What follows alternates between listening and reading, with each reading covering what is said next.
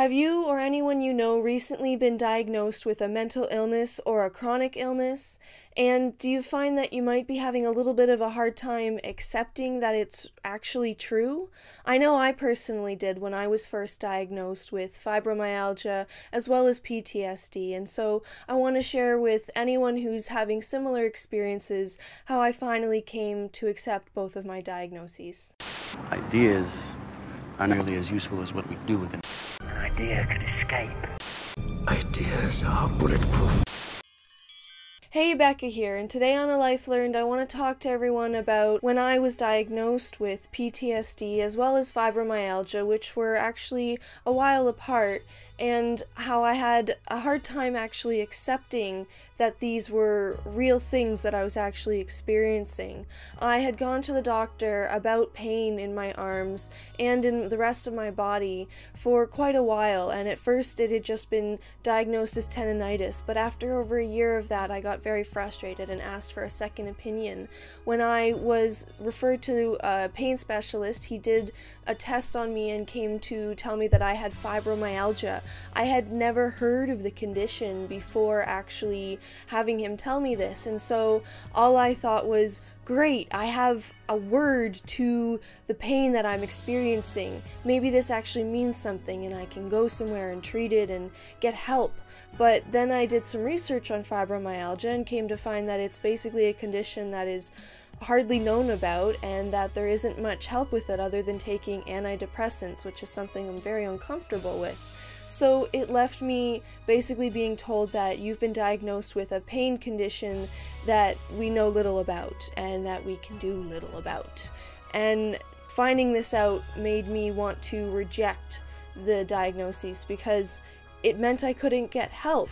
And when I further read about some of the experiences that fibromyalgia patients had, I downplayed any of the instances I might have had of those experiences and thought that I didn't have the same kind of symptoms, and thus kept thinking maybe I have another condition that is similar to fibromyalgia and had been mistaken for it. I spent quite a while going back to my doctor asking for other tests to see if something else could have been wrong instead, but recently I've really come to see a lot of the symptoms that are listed for fibromyalgia, such as sensitivity to just being touched, and before it wasn't quite as bad, so I just kind of tried to pretend it wasn't a symptom that I was experiencing. I tried to pretend I was used to it or that it was normal in some way. I really didn't want to believe that I had this pain condition because of what it meant to me, because of it meant that I had a condition I could get very little help for in that regard. But of course there are simple lifestyle things like staying active, regular, and eating right, which really do help with the pain, and I am trying to keep up with stuff like that. But in finding out that you have a chronic illness that is chronic and that often you find you can't simply take a medication to get better, it's really hard to accept it because this means that you're going to constantly be dealing with it for the rest of your life. And similarly, when I was diagnosed with PTSD, I was really relieved to finally have a label to put to the experiences that I was going through, but then when I read about PTSD, I thought to myself, well, it's not that bad. I can handle it. I don't have that bad of an experience. I'm still in school, so maybe I have some kind of minor variation of the condition or something like that. I'm not quite sure where my mind was, but I know that even though I heard the words PTSD and accepted that it was something that the psychiatrist said that I had, I still didn't fully accept what it meant and that it was a true fact about myself. And with this, I actually neglected a lot of things like my anxieties at first. I would continue to expose myself to a lot of things that made me really anxious because I didn't realize how much I was actually really damaging myself and preventing myself from healing from my PTSD. I also continued to try and work and go to school and participate in relationships that really weren't entirely functional because with my PTSD, I haven't been able to learn how to establish proper boundaries, so I don't really know how to have healthy relationships yet, but I was still trying to live life and pretend that I didn't have PTSD, and so this led me into a lot of situations where I ended up getting fired due to my anxiety and my inability to handle the situations I was in, and I've ended up having to leave the person I was with because the relationship ended up being dysfunctional for the simple fact that I was neglecting that I had PTSD and I needed to address it, I needed to accept it and all the symptoms that go along with it and address them individually so that I can actually start healing. It's been quite the process, to say the least. In sharing with other people my conditions, I've had various different responses. Most people kind of accepted, I think, the same way that I did in the beginning, as just a word, and they don't really take it much further than, okay, chronic illness, or okay, mental illness, and then they just sort of leave it at that. And for those who are hung up on stereotypes and stigmas, they will go away from me, but I don't need those people anyways. The good, understanding ones will try to be understanding in what way they can, but it's a little hard for some people to accept what it means to be mentally ill or what it means to have a chronic illness for the simple fact that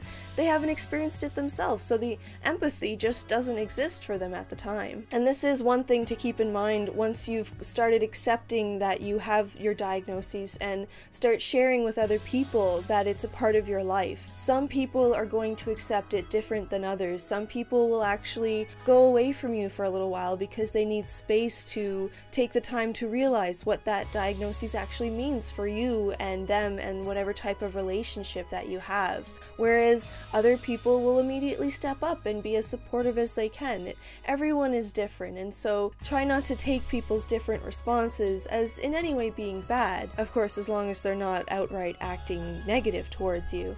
Just at the same time, know that people respond differently, and this doesn't necessarily mean that they think any less of you. Now, for me, when I was first really truly coming to terms with the fact that I had been diagnosed with these different conditions, I was starting to be more objective about what I was experiencing, about my symptoms, and less in denial, basically. Because, I mean, it's really hard to accept things like this when they mean that you're going to be in pain for the rest of your life and that you have a really hard road of work ahead of you in terms of therapy and emotional regulation and to get through PTSD and other mental health conditions. It means so much struggle in life. And that's why it's really hard to accept that these diagnoses are real, because that means that you have to acknowledge that your problems that you've been dealing with that led to the diagnoses are really real. But with this, it's the best thing for you, because by acknowledging them and by accepting them, you're able to start working on them. You're able to start making room for those things in your life so that you can go to therapy if you need it, or you can start addressing the issues that arise from your condition and accommodating it better so that it doesn't impede on your life as much. Often, pretending it doesn't exist tends to cause it to impede on you a lot more. In the end, of course, it's all about your attitude. How you look at your situation is going to depict how it's going to be. Of course, it's an awful situation to have to be in chronic pain, have to be mentally ill, or to have to find out that you have some kind of mental illness or chronic illness. These are not fun things to learn in life, but at the same time, it doesn't have to be the end of your life. They are manageable, and there are many people in the world who care and want to help and support in situations like this. So reaching out for help is always a good idea, and it all starts with first accepting your diagnoses. And something that's really helped me in working through accepting these conditions is to remember to always take it one day at a time. I mean, life is really all about the current moment that you're in, of course, so in that sense, worry about just today and what you're experiencing right now, work with that, and move forward in a positive direction as best you can, accommodating your condition as you might need. And for anyone who knows someone who has these conditions and wants to support them, one of the most important things in helping someone accept that they've been diagnosed with a chronic illness or a mental illness is to listen to them, to make them feel comfortable to start opening up about what they're feeling, about what they're experiencing as they're trying to work through this acceptance process. It's basically the grieving process, and they need to be able to work all the way through it in order to come to the end where they accept that they have this condition, it's part of their life, but they can work through it, and it can be okay. And one of the first things you can do in order to do this is, as I said, just listen, but with listening, try not to respond with any negative emotions in any sense. No matter what they're saying, just try to hear what they're saying and respond with empathy, while at the same time not treating them with pity, as that never really makes anyone feel good. Whenever you have an opportunity to respond back to them, always try to be positive and encouraging of the possibility of hope in their situation, because there is always hope. So just because you've been diagnosed with something doesn't mean you have to spend your life suffering. I know I mentioned that for my particular condition, fibromyalgia, there wasn't much treatment for it, but there is some. It's more that I don't particularly like the medications that they have to offer for my condition. That doesn't mean that they're bad, it just means that I don't feel it's the right choice for me. So don't feel that you ever have no options. There are options. There's always something that you can do in order to try and work on your situation. And acceptance is step number one, because it really helps you in, as I said, making room for the illness in your life, thus accommodating it more, thus allowing it to not impede on your life as much, and just not be as intense or as painful as an overall experience, because your attitude really is everything about how you experience things. And in the end, try not to judge yourself if you find yourself bouncing back and forth between acceptance and denial. That's a very, very normal thing when you get diagnosed with such conditions. It's a really hard thing to accept, because basically being sick makes you different from other people, and no one wants to be different like that. And especially when you're in a situation where it's a mental illness or a chronic illness like fibromyalgia, because you can't see those illnesses, it makes it feel that much more like it's not real, even though you definitely are experiencing the symptoms. It's easier to deny them if you can't physically see them. So don't judge if you find yourself back in denial after you thought you had accepted it.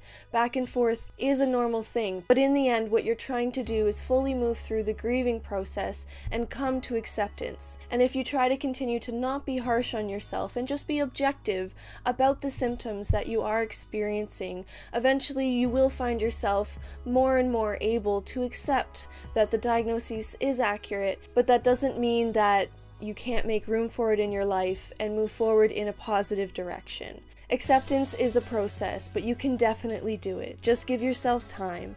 And if you're having a hard time with this and you'd like to comment below about how you're struggling with it, please feel free to do so. If you feel like you have gotten past your struggle and you've learned how to accept the diagnosis you're dealing with, please share how you got through that struggle with others, as every little bit of support is always helpful for anyone who has been diagnosed with a mental illness or a chronic condition. Both of these things are hard to deal with, and every little bit of support means a lot. So anyways, I hope you learned a little bit about how hard it is to accept being diagnosed with such things, but how it is possible, and it really is the best for the person being diagnosed, because it really helps them in dealing with the condition. Thank you so much for watching, and please join me again next week where I try again to share a little something I've learned in life.